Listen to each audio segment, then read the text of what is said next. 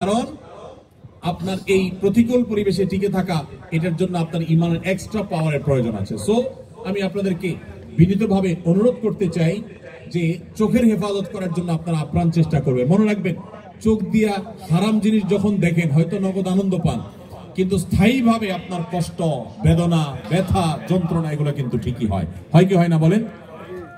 মনে রাখবেন, চোখে দেখার পর, হারাম জিনিস দেখার পর সেটা যদি আপনি হাতের নাগালে না পান, সঙ্গত কারণে পাবেন না, আর না পেলে আপনার মধ্যে এক ধরনের যন্ত্রণা, এক ধরনের কষ্ট হয়।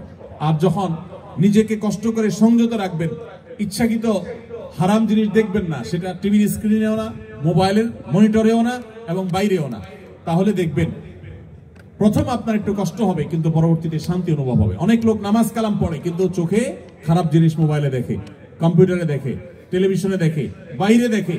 মনে রাখবেন, এটা হলো আপনাদের জন্য সবচেয়ে বড় পরীক্ষার বিষয়। অন্য অনেক কাজ এখানে করা সহজ, আমি জানি। মদ না খেয়ে থাকা সহজ, শুকরের গোশত না খেয়ে থাকাও সহজ, অনেক হারাম কাজ থেকে বেঁচে থাকা এখানে সহজ, এমনকি নামাজ পড়াটাও তুলনামূলক সহজ। এই পরিবেশের মধ্যে, কোরিয়ার মাটিতে এবং এই জাতীয় যে সমস্ত দেশগুলোতে এই ধরনের পরিবেশ আছে, এই সমস্ত পরিবেশে আপনাদের জন্য সবচেয়ে কঠিন কাজটা হলো এই চোখগুলোকে হেফাজত করা। এর চাইতে কঠিন আরেকটা কাজ নাই। আল্লাহ তাআলা আমাদের সবাইকে সেই তৌফিক দান করুন, আমরা যেন আমাদের দৃষ্টিগুলোকে অবনত করতে পারি। মনে রাখবেন, আল্লাহ বলেছেন, ইন্নাস সামআ ওয়াল বাসারা ওয়াল ফুআদা কুল্লু উলাইকা কানা আনহু মাসউলা। মানুষের কান, মানুষের চোখ, মানুষের অন্তর, প্রত্যেকটা অঙ্গকে আলাদা আলাদা জিজ্ঞাসা করা হবে, এই চোখ দিয়ে কত গুনাহ করেছেন। 10 বছর 20 বছর আপনি কোরিয়াতে ছিলেন, আপনি জাপানে ছিলেন, আপনি ইংল্যান্ডে ছিলেন, আপনি অমুসলিম প্রধান দেশে ছিলেন, যেখানে পর্দা পুশিদার বালাই নেই, যেখানে মেয়েরা খোলামেলা চলাফেরা করে। আপনার প্রতিদিন সকাল থেকে রাত পর্যন্ত, ঘুমানো পর্যন্ত শত শতবার, সহস্রবার এই চোখের গুনাহ হয়ে থাকে, অথচ আপনি মদ টাচ করেন না, হয়তো আপনি শুকর টাচ করেন না, হয়তো আপনি হারাম খান না, হয়তো আপনি হারাম থেকে বেঁচে থাকার জন্য সংগ্রাম চালাচ্ছেন, কিন্তু চোখ দিয়ে আপনি অনবরত আপনি হারাম করছেন। আপনার মুখকে হারাম থেকে বাঁচিয়েছেন, কিন্তু চোখকে আপনি বাঁচাতে পারেন নাই, তাহলে আপনি সাকসেস হতে পারবেন না। এই জন্য এই প্রতিকূল পরিবেশে যদি নিজেকে টিকাতে কেউ না পারে, তার জন্য এই পরিবেশে থাকাই জায়েজ নাই, যে নিজেকে এই গুনাহ থেকে বাঁচাতে পারবে না। এই জন্য ভাইরা, এই সংগ্রামটা আমাদের করতে হবে, চেষ্টা করবো তো ইনশাআল্লাহ। আল্লাহ তাআলা আমাদের সবাইকে সেরকম ইমানের শক্তি দান করেন, যেন আমরা চোখের জেনা থেকে নিজেদেরকে বাঁচিয়ে রাখার চেষ্টা করতে পারি। যারা বিবাহিত তারা স্ত্রীকে নিয়ে আসার চেষ্টা করবেন, ফ্যামিলি সহ থাকার চেষ্টা করবেন, এবং বাহিরে বের হওয়ার সময় মনেই করবেন যে আমি রাস্তাঘাটে চলতে ফিরতে আমার চোখের এরিয়াতে অনেক বেপরদা নারী আসবে। সো আমি যথাসম্ভব, যতটুকু সম্ভব অবনত রাখবো নিজের দৃষ্টিকে। এর বাইরে যদি চোখ পড়ে যায়, আমার ইচ্ছার বাইরে চোখ পড়ে গেছে, সাথে সাথে আমি ফিরিয়ে নিয়েছি, ইনশাআল্লাহ এর কারণে গুনাহ হবে না। আল্লাহ তাআলা আমাদেরকে মাফ করবেন ইনশাআল্লাহ। এখানে কোরিয়াতে বেশ কিছু চকলেটের উপাদানের জায়গা লেখা থাকে সাসুগি বা থাক্কুগি, যার অর্থ গরু বা মুরগি, অথবা চকলেটগুলো সফট মিল্ক ফ্লেভারের চকলেট।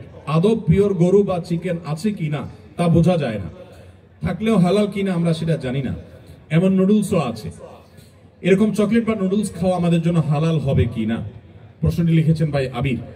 আপনার প্রশ্ন উত্তর হলো যে, যত চকলেট আছে ওয়ার্ল্ড ওয়াইড, বেশিরভাগ চকলেট গুলোতেই আসলে হারামের উপস্থিতি বা উপাদান থাকার সম্ভাবনা জোরালো। সবগুলোতে না, অনেক চকলেট আছে এর বিপরীতে আলহামদুলিল্লাহ, যেগুলো হালাল, যেগুলোতে হারাম কোনো উপাদান নেই। এই বিষয়টা পৃথিবীর অন্য অনেক দেশে নিরূপণ করা সহজ, আপনাদের কোরিয়াতে একটু কঠিন। আপনি জাপানে গেলেও দেখবেন যে বিভিন্ন বাজারে, বিভিন্ন সুপার মার্কেটে, বিভিন্ন মার্টে, সুপার মলে, সুপার শপিং মলে আপনি দেখবেন যে চকলেট হোক, যে কোনো ফুড হোক, সেখানে স্ক্যান করে চেক করা যায় এটা হালাল কি হারাম, এখানকার উপাদান কি, সব ডিটেইল জানা যায়। এবং হালাল সার্টিফিকেশন প্রতিষ্ঠানগুলো খুবই স্ট্রং সেসব দেশে, যার কারণে হালাল সার্টিফিকেশনের উপরে নির্ভর করা যায়। আপনাদের এখানে এখনো সেটা হয় নাই, তবে আলহামদুলিল্লাহ যেভাবে দিন দিন আমাদের প্রবাসী বাংলাদেশি ভাইরা বাড়ছেন, পাকিস্তানি, আরাবিয়ান, অন্যান্য দেশি ভাইরাও দিন দিন আসছেন, আশা করা যায় অচিরেই ইনশাআল্লাহ কোরিয়াতেও হালাল সার্টিফিকেশনের অথরিটি এরকম গড়ে উঠবে, তখন আপনাদের জন্য সহজ হবে। আপাতত যারা এখানে আছেন, আমি তাদেরকে বলবো, আপনি এটার উপাদানের মধ্যে সন্দেহপূর্ণ কোনো কিছু থাকলে সেটাকে অ্যাভয়েড করবেন।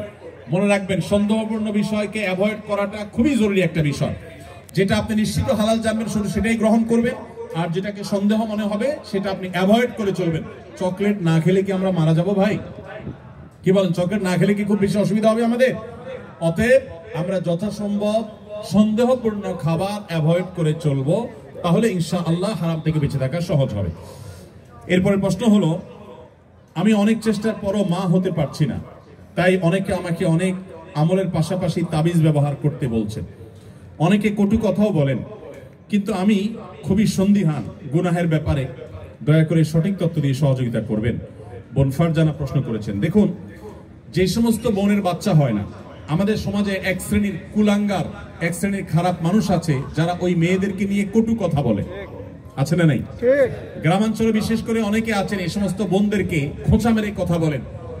সন্তান হওয়া না হওয়া এটা কি পৃথিবীতে কোনো মানুষের হাতে? কোন মানুষের হাতে? সন্তান দেওয়া বা না দেওয়ার মালিক কে? আল্লাহ। আল্লাহ তাআলা কোরআনে কারীমে পরিষ্কার ভাবে বলেছেন যে আল্লাহ রাব্বুল আলামিন ইয়াহাবু লিমান ইয়াশাউ ইনাসা ওয়া ইয়াহাবু লিমান ইয়াশাউ যুকুর আয়ুযাওয়িজুহুম যুকরান ওয়া ইনাসা। আল্লাহ তাআলা যাকে ইচ্ছা তাকে কন্যা দেন, তাকে যাকে ইচ্ছা তাকে ছেলে দেন। কাউকে আল্লাহ তাআলা দুইটাই দেন, কাউকে আল্লাহ কিছুই দেন না। এটা সম্পূর্ণ আল্লাহর ইখতিয়ার। অতএব এই কারণে যদি কোনো মেয়েকে বা কোনো ছেলেকে কেউ দোষারোপ করে, সে আল্লাহর কাছে কবিরা গুনাহে লিপ্ত আসামি। যদি সে মুখে দাঁড়িয়ে থাকে, সে যদি হাজী সাহেব থাকে, সে যদি মসজিদের সভাপতি সেক্রেটারি হয়, সে যদি আলেম ইমাম সাহেব হয়, তারপরে সে আল্লাহর কাছে অপরাধী এবং ক্রিমিনাল, বিকজ সে একজন নির্দোষ মানুষকে সে দোষ দেওয়ার চেষ্টা করেছে। এজন্য খবরদার, সন্তান হয় না, সব ছেলে হয় অথবা সব মেয়ে হয়, এজন্য মেয়েদেরকে অথবা ছেলেদেরকে কাউকে কোনো দোষ দেওয়া যাবে, সম্পূর্ণ আল্লাহর ফয়সালা। এর পাশাপাশি বোন যদি জানতে চেয়েছেন যে সন্তান না হওয়ার জন্য আপনাকে বিভিন্ন আমলের কথা বলেন, বিভিন্ন আমল আপনি করতে পারেন। কোরআনে কারিমে বিভিন্ন আয়াত আছে, যে আয়াতগুলো আমল করার মাধ্যমে, পাঠ করার মাধ্যমে, সেগুলো পড়ে পানিতে ফু দিয়ে খাওয়ার মাধ্যমে বিভিন্নভাবে সন্তান আল্লাহ তাআলা দান করেছেন। বিশেষ করে আমি আপনাকে কোরআনের আমলের কথা বলতে চাই। আপনারা জানেন আল্লাহ নবী ইব্রাহিম আলাইহিস সালাম, তাকে আল্লাহ তাআলা বার্ধক্যে সন্তান দিয়েছেন, বৃদ্ধ বয়সে সন্তান দিয়েছেন। আল্লাহর আরেক নবী জাকারিয়া আলাইহিস সালামকে আল্লাহ তাআলা বৃদ্ধ বয়সে সন্তান দিয়েছেন, যে বয়সে সন্তানের আশাই তারা ছেড়ে দিয়েছিলেন, নিরাশ হয়ে গেছেন যে এই বয়সে সন্তান হবে না। ঠিক তখন আল্লাহ তাআলা অলৌকিকভাবে সন্তান দিয়েছেন। তারা আল্লাহর কাছে সন্তান চেয়ে দোয়া করেছেন। সেই দোয়াগুলো আপনিও করতে পারেন, স্বামী স্ত্রী উভয় নিয়মিত করতে পারেন। তার ভিতরে একটা দোয়া হলো রব্বি হাবলি মিনাস সলিহিন, আল্লাহ আপনি আমাকে নেক সন্তান দান করেন। এই দোয়া বেশি বেশি পাঠ করবেন। এমনকি যাদের সন্তান আছে, আবারও সন্তান হবে সে আশা রাখেন, আপনি আল্লাহর কাছে দোয়া করবেন রব্বি হাবলি মিনাস সলিহিন। আমার সাথে বলেন সবাই, রব্বি হাবলি মিনাস সলিহিন। এর অর্থ হলো, হে আল্লাহ আপনি আমাকে নেক সন্তান দান করেন। মনে রাখবেন, আপনার ছেলে মেয়ে, আপনার সন্তান সন্ততি যদি নেক হয়, আল্লাহ ভীরু হয়, তাদের মধ্যে যদি আল্লাহর ভয় থাকে, তাহলে সেক্ষেত্রে এই সন্তান আপনার জন্য সবচেয়ে বেশি উপভোগ্য হবে, আপনার দুনিয়ার জীবনকে জান্নাতে পরিণত করবে, আখিরাত তো আছেই। এই জন্য নেক সন্তান আল্লাহর কাছে সবসময় কামনা করবেন। সন্তান যদি অমানুষ হয়, এর চাইতে বড় দুর্ভাগ্যের আর কিছু হতে। আমি জাপানে গিয়েছি, সেখানে দেখেছি, এখানকার কালচারও আপনারা আমার চাইতে আরো ভালো জানেন। অনেকেই আছেন একটা কুকুর সাথে নিয়ে তাদের দিন যাপন করে, আছে না নাই? আপনাদের চোখের মধ্যে পড়ে কি পড়ে না? বৃদ্ধ বয়সে একজন মানুষ একটা কুকুরের বাচ্চা, কুকুরের একটা ছানাকে নিয়ে তার দিন রাত সে পার করে দেয়, তার সবকিছু সে শেষ করে দেয় শুধু একটা কুকুরের বাচ্চাকে সাথে নিয়ে। এই জিনিসটা কি আমাদের জন্য খুব কাঙ্ক্ষিত না অনাকাঙ্ক্ষিত বলেন তো? এটা কি কাঙ্ক্ষিত? এরা কেন এরকম করে? কারণ ওই যে সন্তান সন্ততি নাতিপুতি তাদেরকে হাতের কাছে পায় না। মানুষ আদর করতে পারলে কেউ তো আর পশু আদর করে থাকতো না ভাইরা আমার। এই জন্য আপনাদেরকে আমি বলতে চাই, নিজের সন্তানকে যদি ঈমান শিখান, তাওহীদ শিখান, মনে রাখবেন পৃথিবীতে ঈমানদার কোন সন্তান তার বাবা মাকে বার্ধক্যে রেখে দূরে চিরকালের জন্য সম্পর্ক ছিন্ন করে চলে যেতে পারে। আপনারা দেখেছেন, অনেকে গত কদিন আগে নিউজ হয়েছে আমাদের দেশে, মূলধারা মিডিয়াগুলোতে উঠে এসেছে যে জাপানে অল্প সময়ের ব্যবধানে হাজার হাজার মানুষ পাওয়া গেছে যারা বাসায় মরে পচে, অনেকে আছেন যে কয়েক মাস পর জানা গেছে যে লোকটা মারা গেছেন, তারপর পুলিশ গিয়ে দরজা ভেঙে তাদেরকে লাশ উদ্ধার করেছেন। কারণ তারা একাকী থাকতেন, কেউ সাথে থাকতো না। এর চাইতে বড় বেদনার, এর চাইতে বড় যন্ত্রণার, এর চাইতে বড় কষ্টের আর কি হতে পারে যে বার্ধক্যে এসে তারা কোনো মানুষ পাবে না। আপনি যদি চান যে আপনার সন্তান সন্ততি মৃত্যুর আগ পর্যন্ত আপনার পাশে থাকবে, আপনাকে আগলে রাখবে, আপনাকে স্নেহ মমতা দিবে, ভালোবাসা দিবে, তাহলে মনে রাখবেন একমাত্র পথ তাদেরকে মুসলমান বানানো, আল্লাহ ভীরু বানানো।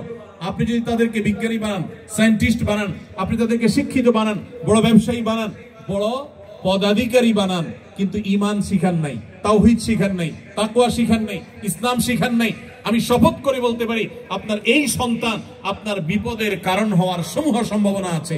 এই জন্য সন্তান নেই হোক আমরা সবাই চাই কি চাই না বলেন? তাহলে দোয়া করতে হবে। যে বোন চেয়েছেন তার জন্য এবং অন্য সবার জন্য বলছি, রব্বি হাবলি মিনাস সালিহিন, বেশি বেশি করে পাঠ করবেন। আরেকটা দোয়া হলো রব্বি লা তাদারনি ফারদা ওয়া আনতা খায়রুল ওয়ারিসিন। বিশেষ করে যাদের সন্তান হয় না তারা এই দোয়াটা বেশি বেশি পাঠ করবেন, রব্বি লা তাদারনি ফারদা, হে আল্লাহ আমাকে একা আপনি রেখে দিবেন না, ওয়া আনতা খায়রুল ওয়ারিসিন, আপনি সর্বোত্তম ওয়ারিস, তারপরেও আপনি আমাকে নেক সন্তান দান করুন। এই দোয়ার মধ্যে সেটি চাওয়া হয়েছে। অতএব রব্বি লা তাযারনি ফারদা ওয়া আনতা খায়রুল ওয়ারিসিন এই দোয়া পাঠ করবেন ইনশাআল্লাহ তাআলা। এর বাইরেও আরো বহু দোয়া আছে, রব্বি হাবলি মিন লাদুনকা যুররিয়াতান তাইয়্যিবা, রব্বি হাবলি মিন লাদুনকা যুররিয়াতান তাইয়্যিবা, আল্লাহ আপনার পক্ষ থেকে আপনি আমাকে পবিত্র এবং ভালো সন্তান দান করেন। ইন্নাকা সামিউদ দুআ, আপনি দোয়া শ্রবণকারী। আমি আমার জীবন বুঝজ্ঞান হয়েছে থেকে নিয়ে একটি দোয়া ছাড়ি নাই। রব্বানা হাব লানা মিন আজওয়াজিনা ওয়া যুররিয়াতিনা কুররাতা আয়ুন ওয়াজআলনা লিল মুত্তাকিনা ইমামা। সূরা ফুরকান আয়াত নম্বর 74, 74 আয়াত নম্বর। সূরার নাম হলো সূরা আল ফুরকান। এই আয়াতে যে দোয়া আছে, এখানে যারা অবিবাহিত আছেন তারা এই দোয়া এখন থেকে পাঠ করতে পারেন। আল্লাহ তাআলা নেক বা ভালো স্ত্রী যদি জীবনে না দেন তো আপনার জীবনে অনেক কিছু হওয়ার পরও সুখ শান্তি আপনি পাবেন না। সো নেক স্ত্রী এবং মেয়েদের জন্য নেক স্বামী, এই উভয় পক্ষের জন্য একই দোয়া, কমন দোয়া, আপনারা দোয়াটা পড়তে পারেন নেক সন্তানের জন্য। আমি জীবন দোয়া চেয়েছেন, পরামর্শ চেয়েছেন, তাকে বলবো এই দোয়াগুলো আপনি বেশি বেশি পড়বেন। সূরা ফুরকানের 74 নম্বর আয়াত, এর বাইরে আরো 3টা দোয়া পড়েছি, রব্বি হাবলি মিনাস সালিহিন, রব্বি লা তাযারনি ফারদা ওয়া আনতা খায়রুল ওয়ারিসিন, রব্বি হাবলি মিন লাদুনকা যুররিয়াতান তাইয়্যিবা ইন্নাকা সামিউদ দুআ। এই 4টি দোয়া নিয়মিত পড়বেন, ইনশাআল্লাহ সন্তানহীনতার কষ্ট দূর হবে। এরপরে যদি আল্লাহ না দেন তো মনে রাখবেন আল্লাহ তাআলা যা দিয়েছেন এর মধ্যে আপনার কল্যাণ আছে। সন্তান হয়েছে কিন্তু অমানুষ হয়েছে, খারাপ হয়েছে, অসুস্থ হয়েছে, বিকলাঙ্গ হয়েছে, তার চাইতে আল্লাহ তাআলা না দেওয়াটা আপনার জন্য কখনোই ক্ষতিকর নয়। এজন্য আল্লাহর ফয়সালা সন্তুষ্ট থাকবেন। তবে তাবিজের যে ব্যবহার, এটি সুন্নাহর খেলাফ। নবী করিম সাল্লাল্লাহু আলাইহি সাল্লাম কখনো তাবিজ দেননি, ব্যবহার করেননি। এই তাবিজের ব্যবহারে কোরআনে কারীমের আয়াত থাকলে সেটা জায়েজ কিনা জায়েজ, এটা নিয়ে ওলামাদের যে ইখতিলাফ বা মতপার্থক্য পার্থক্য আছে, এর ঊর্ধ্বে উঠে আপনি নিশ্চিতভাবে জানতে পারেন তাবিজের ব্যবহার এটা নবী সাল্লাল্লাহু আলাইহি সাল্লামের সুন্নাহ না। বিধায় কোরআন এবং সুন্নাহ বর্ণিত দোয়া, আয়াত এগুলো পড়ে পড়ে ফু দিবেন এবং আমল করবেন ইনশাআল্লাহ তাআলা। আমি মোহাম্মদ দেলোয়ার হোসেন। আমার প্রশ্ন হলো, বাবা মাকে খুশি করলে স্ত্রীর মন খারাপ করে, আবার স্ত্রীকে খুশি করতে গেলে বাবা মার মন খারাপ হয়, তাই বাবা মার জন্য স্ত্রীকে ত্যাগ করা লাগে, আমি কি করব একটু বলবেন? ভাই এই প্রশ্ন উত্তর গত বছর আমি দিয়েছি, সব সময় আমি দেই।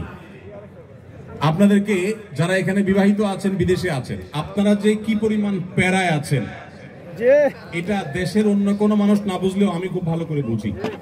আমাদের আজহারি ভাই খুব ভালো করে বুঝবেন, কারণ আমরা দুজনই, উনি এখনো প্রবাসে আছেন আর আমি 10 বছর সৌদি আরবে প্রবাস জীবন কাটিয়ে আসছি। ভাইরা আমার, এর উত্তর খুবই সহজে আমি দিচ্ছি। মনে রাখবেন, যারা প্রবাসে আছেন অথবা দেশেই আছেন, বিয়ে করার পরে দেখা যায় বউরে খুশি করতে গেলে মা না খুশ, আবার মারে খুশি করতে গেলে বউ না খুশ। আপনাদের এই পরিস্থিতি থেকে বের হওয়ার জন্য কিছুটা ডিপ্লোম্যাটিক আচরণ করতে হবে, কূটনৈতিক আচরণ করতে হবে। যারা বিভিন্ন দেশে ডিপ্লোম্যাট হিসেবে থাকেন তাদের দেখবেন কথাবার্তার ভিতরে প্রচুর ফাঁক ফোকর থাকে, তারা হাতে রেখে কথা বলে। বেশিরভাগ ক্ষেত্রে এই পারিবারিক অশান্তিগুলো দূর করার মূল সমাধানটা হলো বুদ্ধিমত্তা। এর ভিতরে প্রথম যে কাজটা আপনাকে করতে হবে তা হলো, এই ডিপ্লোম্যাটিক আচরণেরও আগে যে কাজটি করতে হবে তা হলো, বেশি শেয়ানামি না করে, বেশি চালাকি না করে একটু বোকা শোকা থাকার চেষ্টা করবেন। পারিবারিক অশান্তি দূর করার সবচেয়ে সহজ এবং সবচেয়ে শর্টকাট সমাধান হলো যে একটু বেকুব বেকুব ভাব ধরে থাকবেন। জিনিসটাকে একটু ব্যাখ্যা করে বলবো।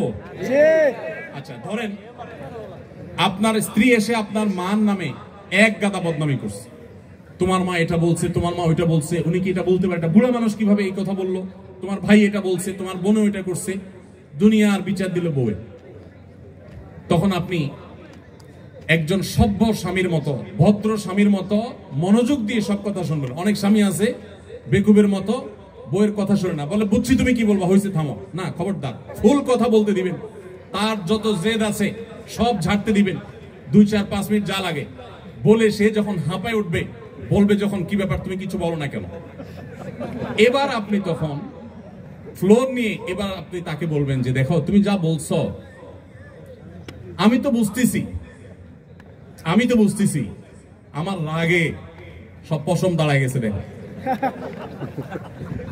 তোমার কষ্টে তো আমার ভেতরটা জ্বলে পড়ে ছাই হয়ে যাচ্ছে, দেখো যেভাবে বলা দরকার বলে তাকে আগে এটা কনভিন্স করবেন যে আমি তোমাকে ইগনোর করছি না, তোমার সমস্ত কথাগুলো ক্যাচ করেছি এবং তোমার ব্যথা আমি ব্যথিত। এরপরে এবার বলবেন দেখো যদি মা না হতো, যদি নিজের ছোট ভাই বোন এদেরকে যদি পিটায় মেরে ফেলা জায়েজ হইতো, বা এদেরকে যদি বড় ভাই আমার উল্টাপাল্টা করতেছে, বড় ভাই কিছু বলতে পারতেছি না, আল্লাহ রসুল বড়দেরকে সম্মান করতে বলছেন, যদি সেটা না করা লাগতো তো আজকে এসপার কি ওসপার আমি করে ছেড়ে দিতাম। এরকম 2-4টা কথা যখন বলবেন, বউ দেখবেন তার যে গিয়ারে ছিল সেখান থেকে একদম হাফ গিয়ারে চলে আসছে, এখনো কিছুটা থাকবে। এরপরে আপনাকে সে যেটা বলবে সে হলো আপনার সব লেকচার শোনার পর সে আপনার ব্যাপারে একটা কমেন্ট করবে। সে কমেন্টটা হলো যে আমার স্বামী লোকটা আসলে মনে মনে হয়তো বলবে বা অন্য কাউকে বলবে যে লোকটা আসলে ভালো কিন্তু বেকুব। সে একটু শক্ত হইলে এগুলার সব সাইজ করে ফেলতো, কিন্তু বোকা শোকা মানুষ, এই জন্য সে সাহস নাই, বেকুব, তুমি কি পুরুষ হইলা এইসব বলবে। তো বললে তখন একদম বেকুব সেকুব থাকে। বাইরে বহুত পণ্ডিতি করেন কিন্তু বাসায় পণ্ডিতি করে না, সব জায়গায় পণ্ডিতি করতে যায় না, এখানে খুব বোকা শোকা থাকবেন, ঠিক আমার মতো, বুঝতে পারছেন কথা। এবার আসেন মায়ের পাঠ। মা যদি আইসা বলে এই শুনে দিকে তোর সাথে কথা আছে, বলবেন মা কি বলবো বলো। এবার মাকে যদি বলেন যে বাবা তোর বউ এই বলছে, এই করছে, সে কি এটা করতে পারে, কত বড় সাহস, তোর গলা ধরে দিয়ে মরা উচিত। মা যদি এসব কথা বলে, মাকে একইভাবে বলবেন মা আল্লাহ নবী সাল্লাল্লাহু আলাইহি সাল্লাম কোনোদিন স্ত্রীদের গায়ে হাত তোলেন নাই। ইসলামে যদি বউ পিটানোর নির্দেশ থাকতো তো আজকে ঠ্যাং উপর দিক বাইন্দা আমি আমার হাতটা শুধু বাইন্দা রাখছে ইসলাম। আল্লাহ রসুল কোনোদিন স্ত্রীদের গায়ে হাত তোলেন না। না হলে মা এত বড় সাহস, এরকম কথা সে বলতে পারে। যা কি বলছে না বলছে সেটা পরে, আপনি বিচার বিশ্লেষণ না করতে গিয়ে উপস্থিত ওই জায়গাতে সামাল দেওয়ার চেষ্টা করবেন। কথা কি বুঝতে পারছেন? আপনার এই আচরণ শোনার পর আপনার মা কি বলবে জানেন? মাও ঠিক ওই বউয়ের মতোই বলবে আমার ছেলেটা আসলেই মানুষ ভালো, সমস্যা হলো আমার পোলাটা না বোকা, একদম বেকুব। এই জন্য সেই তো বউয়ের কাছেও বেকুব থাকলেন, মায়ের কাছেও, কিন্তু আপনাকে কেউ দোষী সাব্যস্ত করবে না। আর যদি পণ্ডিতি করে বউরে বলতে চান ঠিক আছে আমি দেখতেছি, থামো তুমি। মা কিভাবে এসব কথা বলে, এরপর যাবে মা কই আসো তুমি, এদিকে আসো। এবার বসে মার সাথে আলাপ শুরু করবেন, ওখানে বাঁধবে একটা ইউক্রেন রাশিয়া যুদ্ধ, বিশাল কাণ্ড হয়ে যাবে। ওই কাণ্ড করার পর বউয়ের কাছে আইসা যদি মনে করেন যে বউয়ের জন্য মার সাথে ঝগড়া করছি, বউ মনে খুশি হবে, জীবনও খুশি হবে না, জীবনও খুশি হবে না। যতই করেন বউরে খুশি করতে পারবেন না, কোন একটা প্যাঁচ বাঁধবেই এবং কোন একটা ফাঁক বের করবে। আর মা তো না খুশি হয়েছেই। আবার মায়ের হয়ে যদি বলেন এই তুমি কত বড় সাহস, আমার বোনরে কি করলা, ভাইরে কি করলা, মারে কি করলা, দেখবেন আরেক যুদ্ধ বাড়ছে। এই জন্য এগুলোর খুব বেশি পণ্ডিতি না করে যথাসম্ভব একটু কূটনৈতিক আচরণ করে, একটু চালাকি করে, একটু বোকা সেজে সমাধান করার চেষ্টা করবেন। আবার সব সময় এই পলিসি অবলম্বন করবেন না। এখন মুশকিল হলো শিখাই দিলে মহিলারাও এগুলো শুনে ওয়াজ, তারাও শিখে যায়। এবার মহিলারা ঘরে গেলে বলে যে না পলিসি তো আগে থেকে জানা, তুমি বোকা সাজতেছ, তখন আপনি একেবারে মানে সিরিয়াস বোকা, শুধু ওই মুহূর্তের জন্য, সবসময়ের জন্য বোকা। আসলে ঘরে যারা যত বেশি বোকা থাকে তারা তত বেশি সুখে থাকে। বোকাদের সাংসারিক জীবনে তারা সুখে থাকে, আর শেয়ানা পাবলিক গুলো সব দৌড়ের উপরে থাকে।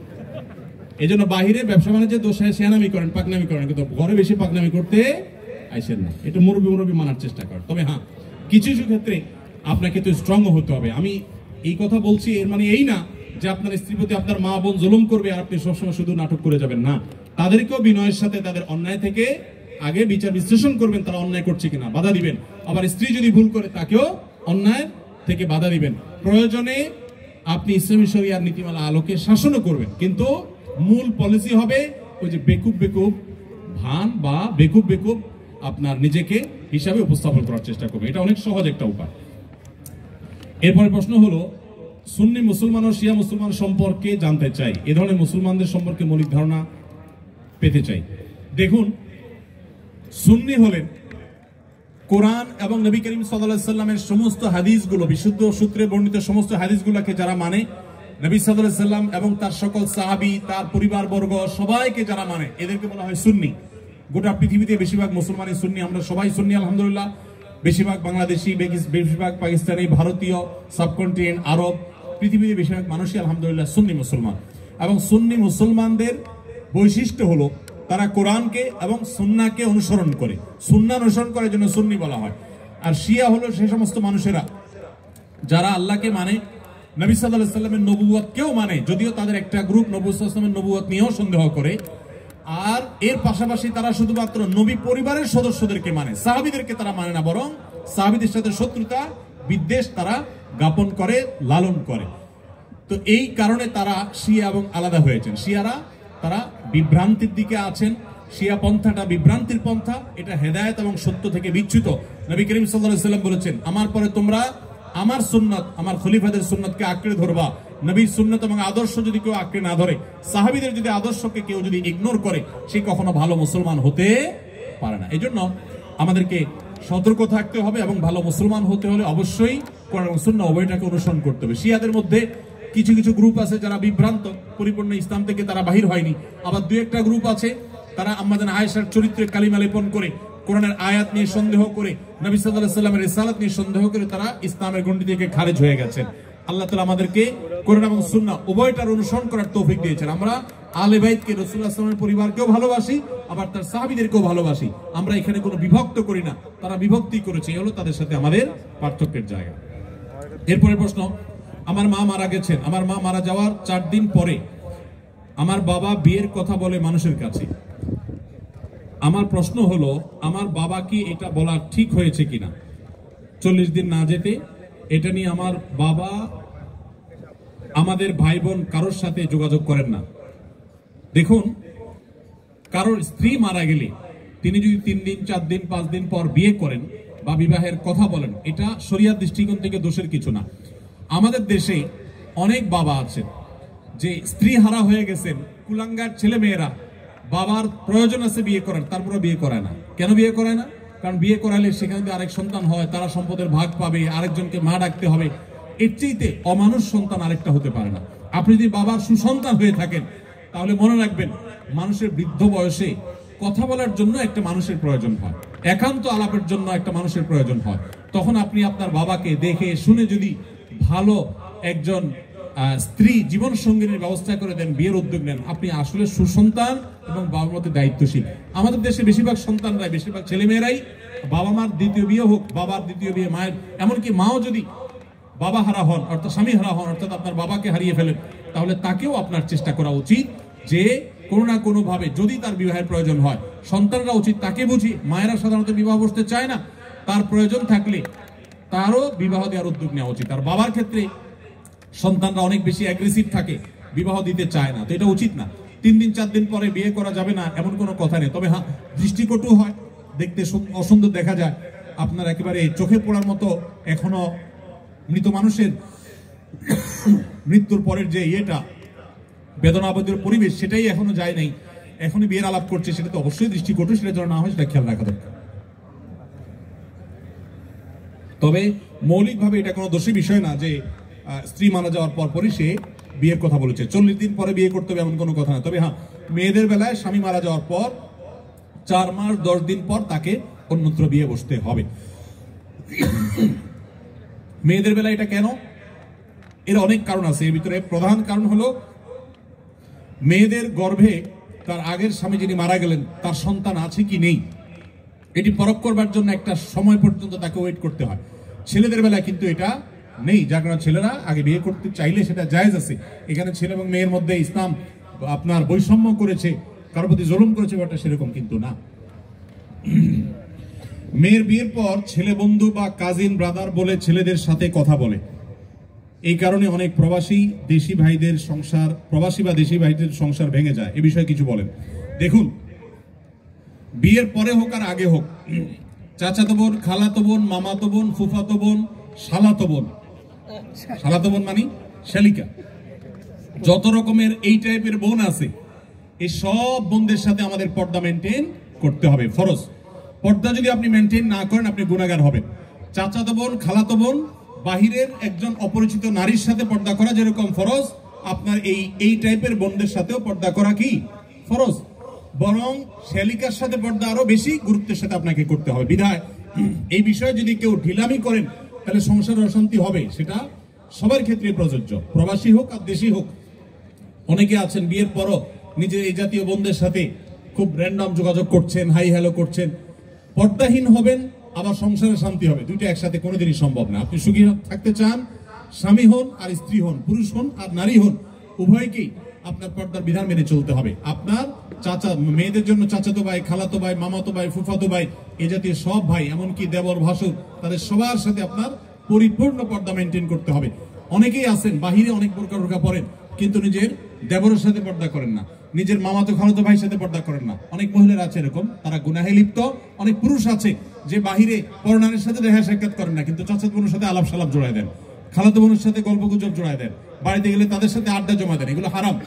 ইসলাম কেন হারাম করছে বুঝতে একটু সময় লাগে। আমাদের মনে হয় যে কেন এত কড়াকড়ি, আমারই তো চাচাতো বোন। যখন চাচাতো বোনের হাত ধরে চাচাতো ভাই পালায় যায় তখন বোঝা যায় কেন ইসলাম হারাম করেছে। ঠিক না ভাই? ঠিক। আমি অসুস্থ, আমার জন্য দোয়া করবেন, আল্লাহ যেন আমার মনের আশা পূরণ করেন। আমরা দোয়া করি আল্লাহ তাআলা তাকে পরিপূর্ণ শিফা কামিলা দান করেন। কোরিয়ান অনেক মসজিদে মহিলাদের নামাজের ব্যবস্থা আছে আলহামদুলিল্লাহ, কিন্তু অনেক মসজিদে মহিলাদের পর্দা মেনটেন করে ওযু করার ব্যবস্থা নেই। সেক্ষেত্রে তায়াম্মুম করে নামাজ পড়া যাবে কি না? উত্তর হলো না, কোন অবস্থাতেই তায়াম্মুম করে বোন আমার আপনি নামাজ পড়তে পারবেন না। যতক্ষণ পর্যন্ত পানি আছে এবং পানি ব্যবহার করবার সুযোগ আছে ততক্ষণ পর্যন্ত আপনাকে পানি দিয়েই ওযু করে নামাজ পড়তে হবে। তায়াম্মুম তখনই করা যাবে যখন পানির কোনো ব্যবস্থা নেই। ধরুন আপনি বিমানে আছেন, বিমানে পানি অনেক অল্প, ব্যবহার করতে নিষেধ করা হয়েছে, অথবা পানি শেষ হয়ে গেছে, আপনি ওযু করার কোনো উপায় পাচ্ছেন না, তাহলে সেক্ষেত্রে আপনি তায়াম্মুমের মাটি দিয়ে তায়াম্মুম করে নামাজ পড়তে পারেন। কিন্তু পানি আছে, কোনো যুক্তিতে আপনি পানি ছেড়ে তায়াম্মুমে আসতে পারবেন না। বোনরা যারা আছেন এমন কোন পরিবেশে আছেন যে পর্দার সাথে আপনি ওযু করতে পারবেন না, তো যতটুকু সম্ভব ততটুকু পর্দার মধ্যে থেকে করবেন। একটু সাইডে গিয়ে করবেন, কোন কানসিতে গিয়ে দাঁড়াবেন যাতে মানুষ না দেখে, যতটুকু সম্ভব ততটুকু করবেন। তারপর আপনাকে ওযু করতে হবে, কারণ লা তুকবালু সালাতুন মিন গায়রি তুহুর, নবী সাল্লাল্লাহু আলাইহি ওয়াসাল্লাম বলেছেন পবিত্রতা অর্জন করা ছাড়া কোনো নামাজ কবুল হবে না আল্লাহর কাছে। ইসলামে লটারি টানা হারাম, তাহলে আমরা 90% লোক কোরিয়াতে লটারির মাধ্যমে আসছি, আমাদের কোরিয়াতে ইনকাম করা হারাম হয়ে গেল তাহলে? না ভাই, এই প্রশ্নটির উত্তর বোঝার আগে আমাদেরকে জানতে হবে লটারি, সব লটারি কি হারাম কিনা। উত্তর হলো না, সব লটারি হারাম না। কোন লটারি হারাম আর কোন লটারি হালাল এটা আমাদেরকে জানতে হবে। প্রিয় নবী সাল্লাল্লাহু আলাইহি সাল্লাম লটারি হারাম হওয়ার কথা যেমন বলেছেন, আবার নবী করিম সাল্লাল্লাহু আলাইহি সাল্লাম বিভিন্ন সফরে যাওয়ার সময় তার একাধিক স্ত্রী ছিল, আপনারা জানেন, তাদের মধ্য থেকে কাকে নেবেন, একজন কিনলে একজন নাখোশ, সেজন্য তিনি লটারি করে তারপরে একজনকে নিয়ে যেতেন। তার নবী সাল্লাল্লাহু আলাইহি সাল্লাম লটারি করা নিষেধ এটা যেমন বলেছেন, আবার লটারির অপশনও রেখেছেন। তাহলে কোনটা হালাল আর কোনটা হারাম? এর উত্তর হলো, দেখুন, যেখানে আপনি ইনভেস্ট করবেন, 10 টাকা দিয়ে একটা লটারির কার্ড কিনেছেন, বা 20 টাকা 50 টাকা এনি অ্যামাউন্ট, এটা দিয়ে আপনি একটা কার্ড কিনেছেন, এরপরে অপেক্ষা করছেন লটারি কখন হবে। লটারি হলো, মিলে গেছে, আপনি 10 টাকায় 40 লাখ টাকা পাইলেন, আপনি 50 টাকায় 5,000 টাকা পাইলেন। এইভাবে যে লটারি হয়ে থাকে এটা হলো জুয়া, এটা পরিষ্কার হারাম। আল্লাহ সুবহানাহু ওয়া তাআলা বলেছেন যে ইন্নাল খামরা ওয়াল মাইসিরা ওয়াল আনসাবা ওয়াল আজলামা রিজসুম মিন আমালিশ শাইতানি ফাজতানিবুহু, এটা হারাম। কিন্তু যদি এমন হয় যে কোনো পেমেন্টের ব্যাপার নাই, ধরুন আপনি কোন একটা জায়গায় কাজ করা নিয়ে ডিসিশনহীনতায় ভুগছেন, যে 5 জন আছে, 5 জনের যে কোনো 3 জনকে নেবেন, 5 জন একই যোগ্যতা সম্পন্ন, তখন লটারি করে যে কোনো 3 জনকে নিলেন, তো এইটা হারাম না, এই লটারি হারাম না। আমরা অনেক সময় দেখা যায় প্রশ্ন করবার জন্য এক একজনকে এক একটা প্রশ্ন করব, কিন্তু কাকে কোনটা করব, কেউ বলবে আমারটা সহজ, আমারটা কঠিন হয়ে গেছে, সেজন্য লটারি করে আমরা প্রশ্ন তুলি, যার যেটা ভাগে আসে তাকে সেটা আমরা করি। এই লটারি হারাম না। যেই লটারিতে ইনভেস্ট আছে, টাকার বিনিময়ে লটারি করে কিনে তারপরে সেখান থেকে আপনি লাভ করার সম্ভাবনা থাকে, লাভও হতে পারে, লসও হতে পারে, পুরো টাকা মারও যেতে পারে, এই লটারিটা হারাম। আর এর বাইরে যে লটারির কথা বললাম এটা কিন্তু হারাম না। বিধায় আপনারা কোনো দেশে আসার জন্য যদি এই জাতীয় লটারি করে আসেন তাহলে আপনাদের উপার্জন হারাম হবে না, ওই লটারি করাটাও হারাম হবে না। ইভেন যদি কেউ হারাম কোনো কিছু করে আসেনও, তাহলে ওই কাজটা হারাম হবে, এর কারণে আপনার হালাল উপার্জনও হারাম হয়ে যাবে, ব্যাপারটা সেরকম না। কারো সন্তান যদি সমকামী হয়ে যায়, সেক্ষেত্রে পিতামাতার করণীয় কি? যিনি সমকামী তিনি আল্লাহর পথে ফিরতে চাইলে তার করণীয় কি? দেখুন, সন্তান যদি সমকামী হয়ে যায়, আল্লাহ মাফ করুন, তাকে ফেরানোটা খুব কঠিন এবং কষ্টসাধ্য একটা কাজ।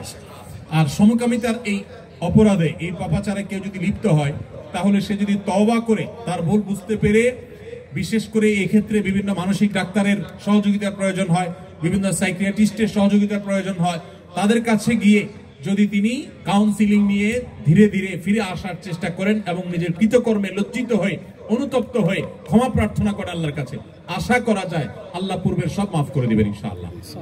কারণ আল্লাহ রাব্বুল আলামিন ক্ষমাশীল। এমন কোন পাপ পৃথিবীতে নাই, ভালো করে শুনে রাখেন, এমন একটি পাপ পৃথিবীতে নেই যেই পাপ করে মারা গেলে বা যে পাপ করে তওবা করলে ক্ষমা চাইলে আল্লাহ মাফ করেন না।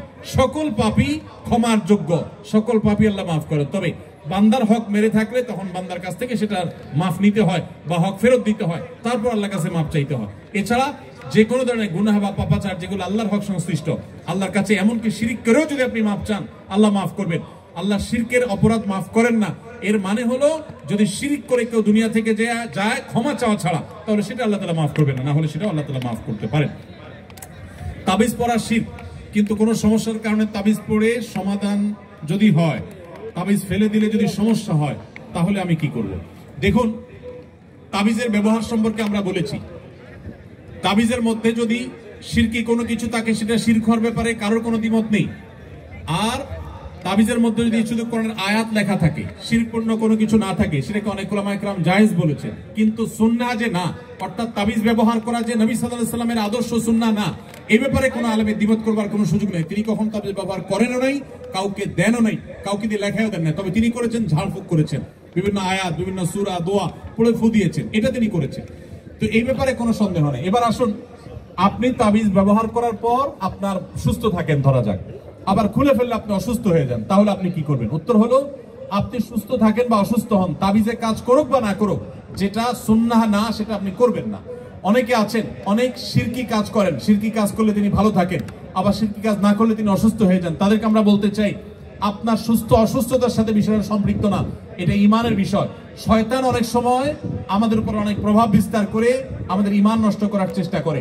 আপনার বরং এই সমস্ত ক্ষেত্রে ছুড়ে ফেলে দিয়ে আল্লাহর প্রতি ঈমান আনতে হবে। আপনার ক্ষতি হোক, কষ্ট হোক, সেটাকে মেনে নিতে হবে। এটা আপনার ঈমানের টেস্ট, অতএব এক্ষেত্রে কোনোভাবেই বিফল হওয়া যাবে না। স্বামী স্ত্রী দুজনেই যদি জান্নাতে যায়, তাহলে তারা কি এক জান্নাতে থাকবে নাকি আলাদা জান্নাতে থাকবে? স্বামী স্ত্রী দুজনে যদি জান্নাতে যায়, দুজনকে দুই জান্নাতে দিলে তারা সুখে থাকবে না এক জান্নাত দিলে সুখে থাকবে? কি বলেন? আপনারা যারা বিবাহ করেছেন, স্বামী স্ত্রী দুজনে আল্লাহ চাহেন তো জান্নাতে দিলেন, দুজনকে আল্লাহ তাআলা দুই জান্নাতে রাখলেন, তো আপনারা কি মানসিকভাবে সুখে থাকবেন? তাহলে কিভাবে এটা প্রশ্ন আসতে পারে?